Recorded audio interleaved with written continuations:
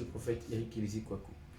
Je ne suis pas là aujourd'hui pour un cours, mais je suis là pour une sorte de complément à un cours qui serait donc, si vous voulez, un peu intermédiaire entre la hiérarchie dans la vision, la hiérarchie dans la dynamique de réveil, et puis effectivement la gestion des groupes, etc.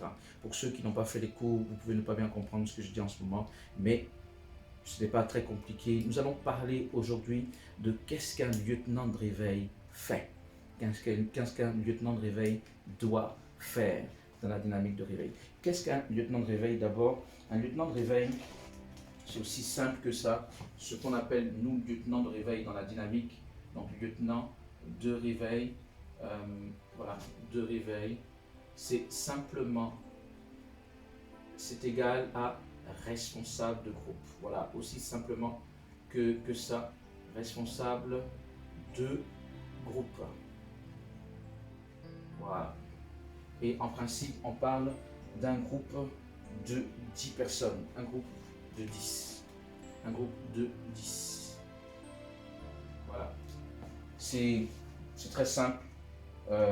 C'est le terme lieutenant peut-être qui peut penser à croire que c'est quelque chose d'extraordinaire. C'est un responsable de groupe. Pourquoi lieutenant? Parce que nous sommes, bon voilà, on sait que le lieutenant c'est un terme militaire, justement, c'est parce que nous sommes comme une armée d'intercesseurs de par le monde, de par les nations, pour le réveil spirituel. Ok? Donc le terme lieutenant est pour manifester que nous sommes effectivement comme un corps, et on va même parler de questions de discipline, etc. Nous sommes disciplinés, nous sommes debout, nous sommes actifs, et ceux qui donc s'occupent de 10 intercesseurs, je compléterai un groupe de 10 intercesseurs, voilà, pour que cela soit clair. Ceux qui dirigent un groupe de 10 intercesseurs dans la dynamique s'appellent lieutenant de réveil. Bon, c'est ça. Et voilà, je vais simplement, ça c'était juste une présentation du concept même de lieutenant, de la terminologie de lieutenant. Voilà, c'est ça, lieutenant égale groupe de 10 intercesseurs. Égale responsable, pardon, de groupe de 10 intercesseurs. Ok? Bon, maintenant, qu'est-ce qu'un lieutenant de réveil fait concrètement?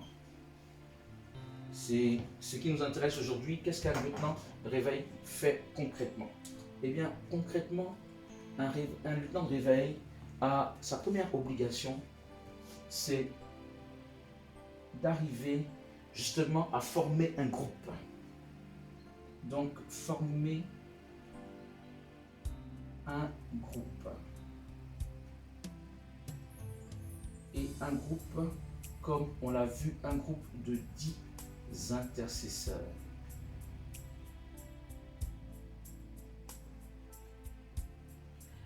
Vous voyez, voilà, c'est pas si compliqué de comprendre, former un groupe. Maintenant, souvent, on pose la problématique de comment est-ce qu'un groupe est formé. Écoutez, ce sont des intercesseurs. On les appelle également partenaires de réveil. Mais il faut comprendre que le terme partenaire de réveil, ça englobe tous ceux qui sont dans la dynamique. Donc du coup, il y a les intercesseurs qui sont partenaires de réveil, il y a les lieutenants qui sont aussi partenaires de réveil naturellement. Au-dessus des lieutenants, il y a les responsables nationaux qui sont partenaires de réveil, des superviseurs, etc., etc. Donc le terme partenaire de réveil englobe vraiment toute la dynamique. Par contre, à cette dimension ou à ce niveau, le niveau hiérarchique le plus bas, en guillemets, de la dynamique, c'est-à-dire le plus basique, on va dire comme ça, c'est intercesseur. Donc, un lieutenant est responsable de 10 intercesseurs, et un intercesseur, vous savez ce qu'est l'intercession? C'est quelqu'un qui veut intercéder, quelqu'un qui veut prier, quelqu'un qui veut se placer donc entre Dieu et les populations, les peuples, l'Église, etc., pour intercéder en faveur des païens, en faveur de l'Église, donc en faveur des enfants de Dieu, en faveur du réveil spirituel, en faveur des nations, en faveur des gouvernants, etc., etc. Ce qui veut dire qu'enfant de Dieu, d'abord un intercesseur, il est emmené dans le groupe par la vision du réveil. Voilà, le lieutenant parle à un chrétien, généralement donc, de l'intercession pour le réveil, de la dynamique de réveil et de l'importance du réveil spirituel. L'importance d'y avoir part. Aujourd'hui, je ne rentrerai pas, si vous voulez, dans les détails des avantages, mais je peux en donner quelques-uns. Quel argumenter à un lieutenant, peut donner un intercesseur pour lui faire comprendre que c'est important, non seulement le réveil spirituel, mais cette opportunité d'intégrer la dynamique de réveil et de devenir intercesseur. En ce moment, cet intercesseur fera partie de son groupe. L'un des avantages, le premier avantage, c'est qu'il faut comprendre que nous sommes à la fin des temps et que Jésus, avant de venir prendre son Église, va déverser puissamment son Esprit Saint dans toutes les nations. Et il a besoin d'hommes et de femmes qui vont être ses ouvriers en la matière. Donc le premier avantage, c'est d'obéir à la volonté de Dieu, faire la volonté de Dieu à notre époque. Ok, Dieu veut se manifester, un peu comme il a dit à Isaïe, où il a crié, qui enverrons-nous, qui partira, qui ira pour nous. Isaïe vient, il dit, me voici. Donc le premier avantage déjà, c'est d'obéir, c'est de dire, Seigneur, je comprends ta volonté, me voici, j'y participe. Deuxième avantage d'être dans une dynamique comme la nôtre, c'est justement un avantage de groupe. Ça veut dire que, tandis que tu es dans un groupe de réveil, tu bénéficies de ce qu'on appelle l'onction de réveil, l'onction de groupe. Parce que le Saint-Esprit se déverse puissamment là où il y a les enfants de Dieu unis dans un même esprit et naturellement unis également dans la volonté de Dieu. Donc du coup, quand tu te retrouves dans non seulement un groupe d'intercesseurs, quand tu te retrouves même plus globalement dans la dynamique elle-même, tu bénéficies d'une onction de réveil spirituel. C'est-à-dire c'est une onction qui vient, une onction du Saint-Esprit donc qui vient pour te réveiller spirituellement. Ce qui veut dire que quelqu'un pouvait être appelé à faire certaines choses de la part de Dieu. Il pouvait avoir des visions, des révélations. Dieu lui a dit, je vais t'utiliser de telle manière, tu vas m'être utile, tu vas me servir, etc. Mais dans la pratique, il nous faut l'onction. Rappelez-vous qu'il a dit à ses disciples, ne quittez pas Jérusalem jusqu'à ce que l'Esprit vienne. Il nous faut l'onction pour faire le travail de Dieu. Mais cette onction, où est-ce qu'on la trouve? Enfant de Dieu. L'un des moyens d'avoir l'onction, c'est d'être dans une atmosphère d'onction, c'est-à-dire d'être dans un groupe où on parle de l'onction, où on aspire à l'onction, où on recherche les choses de l'onction. Si tu es dans un groupe où les gens rejettent le concept de l'onction, c'est normal que tu n'aies pas, parce qu'il y aura comme plutôt un tarissement du peu même que tu as. Ce n'est pas comme si ça va venir s'ajouter le peu que tu as même va partir. Bon bref, enfant de Dieu, il y a d'autres avantages, etc. Et quelqu'un, un lieutenant, au fur et à mesure qu'il est dans la dynamique, il pourra voir tous les avantages qu'il y a dans la dynamique. Nous sommes sur le terrain, par exemple, en train de parler de Jésus, donc d'évangéliser. Jésus, en partant, le Seigneur, il a dit, allez de par toutes les nations, il fait toutes les nations des disciples. Nous allons vers toutes les nations, vraiment. Nous ne sommes pas simplement dans un coin pour dire, voilà, on se réunit là pour adorer Dieu. Mais le Seigneur, son plus grand désir, c'est que toutes les âmes soient sauvées, que tous les hommes soient sauvés. Et ce n'est pas en restant à ne rien faire que ça se passe. Il faut aller vers. Et la dynamique est un moyen par lequel, encore une fois, nous obéissons à cette parole de Dieu, à cette grande commission que le Seigneur nous a laissée avant de partir, c'est-à-dire d'aller et d'impacter, d'aller et d'apporter le réveil, d'aller et de parler de Jésus aux gens. Bref, il y a des avantages certains d'être dans la dynamique et c'est au lieutenant de réveil d'approcher des chrétiens de par tout moyen, soit par ses connaissances, soit par les réseaux sociaux, soit par des rencontres comme ça, de chrétiens à travers des connaissances interposées ou même dehors par l'évangélisation. On dit évangélisation, mais je veux dire, lorsqu'on sort pour évangéliser, on peut rencontrer des chrétiens. Donc bref, il y a toutes sortes de moyens. Nous ne sommes pas limités du tout. Un lieutenant ne doit pas être là à dire, mais comment je vais faire pour former mon groupe? Bien aimé, celui qui veut, il peut. Le Saint-Esprit lui donne la force. Pour ma part, je ne dis pas que c'est facile, mais ce n'est pas compliqué comme malheureusement beaucoup veulent le faire croire. Parce que si dans ton esprit déjà tu as placé cela comme compliqué, effectivement, dans la réalité des choses, tu ne pourras pas le faire alors que cela se fait. Et pour former un groupe, nous avons un délai. Dans la dynamique, on a un délai. Pourquoi? Parce que on s'est rendu compte que si on ne se donne pas de délai, à quoi est-ce qu'on va arriver? Vous savez, le délai normal pour former un groupe dans la dynamique, il est de 6 mois. Ça veut dire que dès le moment où quelqu'un dit « je veux être lieutenant de réveil, je souhaite être responsable », on l'inscrit dans un processus dans lequel, parce qu'il va recevoir des vidéos de formation, pour être lieutenant de réveil. Et durant ce temps où il reçoit ses vidéos, etc., il a une obligation sur 6 mois de se lever et, par les moyens que je viens d'indiquer, voilà, de former son groupe. Vous savez, on a donné 6 mois, mais il y a des gens, quand ils sont venus, 6 mois, on a donné 6 mois en un mois, et même moins d'un mois en quelques semaines, 2-3 semaines, ils avaient déjà formé leur groupe de 10 personnes, et même plus parfois. Donc vous voyez, parfois lorsqu'on dit 6 mois, quelqu'un lui il voudrait avoir 12 mois. Bien aimé, il nous faut un juste milieu entre des gens qui sont actifs et qui se lèvent et qui manifestent que ce n'est pas si extraordinaire que ça de former le groupe. Et ceux qui te demandent 1 an, parfois même 2 ans pour former un groupe de 10 personnes, non. C'est 6 mois pour former un groupe de 10 personnes avec un point à 3 mois. À 3 mois, on fait un point. À 3 mois, on fait un point. Et le point de 3 mois, donc 10 intercesseurs sur 6 mois. Voilà. Et le point à 3 mois nous indique qu'il faut avoir 5 intercesseurs. Voilà. C'est une règle pour que on fasse les choses correctement. Parce que, voilà, c'est une règle. Ce que je veux dire, c'est que nous sommes quand même rigoureux là-dessus, mais on n'est pas forcément aussi, c'est pas comme si on va cogner là-dedans que celui qui n'a pas les 5, mais pour se mettre à l'abri de ne pas se retrouver en ballottage au moment, qu'est-ce que j'appelle ballottage? Au moment où on dit, ah non, tu as voulu être lieutenant, mais tu ne peux pas être lieutenant parce que tu n'arrives pas à mobiliser des personnes, parce que je vais en parler, le lieutenant c'est un mobilisateur. Donc ce n'est pas une question que des gens forment un groupe et te donnent. La mobilisation que tu vas avoir dans un groupe, donc la capacité de mobiliser des gens, on va en parler tout de suite, c'est la même capacité de mobiliser pour former. Pour former. Tu ne vas pas dire je suis un mobilisateur pour gérer un groupe sans être un mobilisateur pour former. Donc c'est le même concept. Celui qui peut gérer et celui qui pourra former. C'est comme ça. Et celui qui ne peut pas former et celui qui ne pourra pas gérer. Enfant de Dieu. Donc, justement, allons dans la question de mobiliser. Mobiliser les intercesseurs. Mobiliser les intercesseurs à quoi? Mais à l'intercession. C'est logique. Voilà, c'est simple.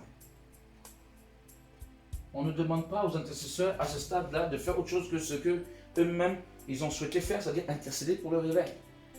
Et en principe, si vous voulez, si quelqu'un est un intercesseur, on ne devait même pas le mobiliser, j'allais dire, le pousser. Parce que quand quelqu'un dit je suis un intercesseur, en principe, c'est que voilà, il a compris le bien fondé, il est intéressé où Dieu l'a convaincu, bref, voilà. Mais tout compte fait, on se dit ok, s'il y a un responsable, le responsable est là également, pourquoi pas, pour toujours plus mobiliser. Donc du coup, l'intercesseur, le lieutenant, pardon, il est là pour mobiliser. Bon, j'étais à ce point, peut-être que je n'avais pas fini dans les meilleures conditions et je suis passé sur le deuxième point. Mais quoi qu'il en soit, voilà. Ici, c'est une règle importante. C'est-à-dire que voilà, j'essaie de faire quelque chose comme ça. Sur 6 mois, nous souhaitons que le lieutenant ait formé un groupe de 10 intercesseurs. On fait une vérification à 3 mois pour voir s'il est à 5. Pourquoi? Parce qu'on veut voir si dès le début, le lieutenant s'est vraiment mis en œuvre. Voilà. Vous savez pourquoi? Parce que quelqu'un va dire ok, j'attends au dernier moment. Mais au dernier moment, il ne va pas arriver à 10, il va peut-être arriver à 3. Ça va être gênant pour tout le monde. Il va dire mais j'ai fait de mon mieux. Mais de ton mieux, si tu n'avais pas attendu la dernière semaine, si tu avais commencé à faire de ton mieux dès la première semaine, c'est sûr que tu aurais atteint 10 et peut-être même que tu aurais plus. Donc, pour ne pas qu'on soit dans la logique où on attend au dernier moment, on a une vérification à 3 mois. Vous voyez, à 3 mois, on a ce grand bilan. Mais en réalité, il y a un contact entre le lieutenant de réveil et d'autres instances hiérarchiques qui se fait chaque semaine ou bien 2 fois par semaine. On est en contact, on est informé de ce que tu fais, tu poses les problèmes que tu rencontres on prie pour toi, etc. Donc il y a quand même chaque semaine des contacts. Mais là, je parle des grands bilans, des grands points pour faire les choses. Donc voilà, mobiliser les intercesseurs à l'intercession. La dynamique de réveil est basée premièrement sur l'intercession collective. Ça veut dire que nous ne sommes pas dans le même endroit, mais il faudrait que tout le monde, en même temps, si vous voulez, ou dans la même foulée, dans un même esprit, se lève pour intercéder pour un sujet. C'est là le but, enfin, l'un des piliers de la dynamique. Quand je dis but, le but c'est le réveil. Et ce qui amène le réveil, l'un des piliers, c'est l'intercession collective. On peut être 1000, on peut être 2000, on peut être 5000, on peut être 10 000, mais il faudrait que ce ne soit pas 10 000 personnes chacun de son côté à faire. Non, c'est 10 000 personnes qui disent, selon les sujets qu'on reçoit, sujet de la semaine, on reçoit un sujet par semaine, on se met tous ensemble pour prier, pour dire, nous prions pour ce sujet. Le sujet touche le réveil spirituel, le sujet touche nos propres vies, très souvent, le sujet touche nos nations, etc. C'est ça, l'intercession collective. Et pour y arriver dans les meilleures conditions, les lieutenants sont chargés de mobiliser les intercesseurs à être dans cette intercession collective. Un lieutenant n'a que 10 personnes et il mobilise, comme qui dirait, sa troupe. Ok? Donc, quand on dit mobiliser, il les pousse et il vérifie s'ils le font. Quand tu pousses quelqu'un à faire quelque chose, si cela t'est à cœur, tu vérifies s'il l'a fait. C'est-à-dire que tu as dit, ok frères et sœurs, dans la dynamique, nous sommes en jeûne et prière la semaine prochaine, prenez-y part, et tout le monde te dit oui, j'y prends part, etc. Et à la fin, on fait un point. Est-ce que c'est bien passé le jeûne, etc. Bon, naturellement, celui qui ne prend pas part aux intercessions, qui ne prend pas part au jeûne, à rien du tout, il ne peut pas faire partie du groupe. À un moment donné, si quelqu'un comme ça est dans ton groupe, tu es obligé de dire, ok frère, tu n'es pas, finalement, tu n'es pas mobilisé ou ça ne t'intéresse pas, donc on sera obligé de t'enlever du groupe. C'est normal parce que c'est un groupe d'intercesseurs.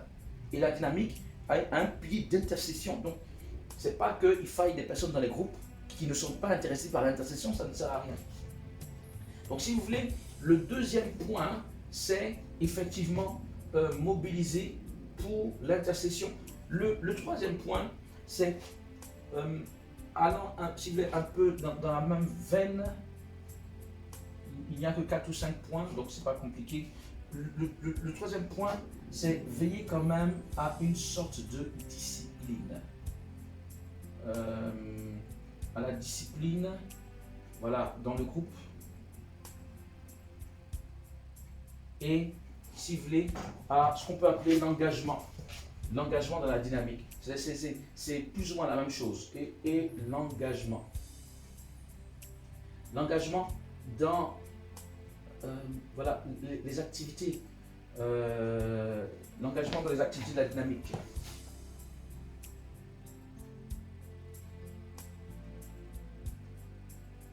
Pourquoi? Parce que l'intercession c'est une chose, mais la dynamique n'est pas que seulement une dynamique d'intercession. C'est-à-dire qu'à part l'intercession, nous avons aussi des actions.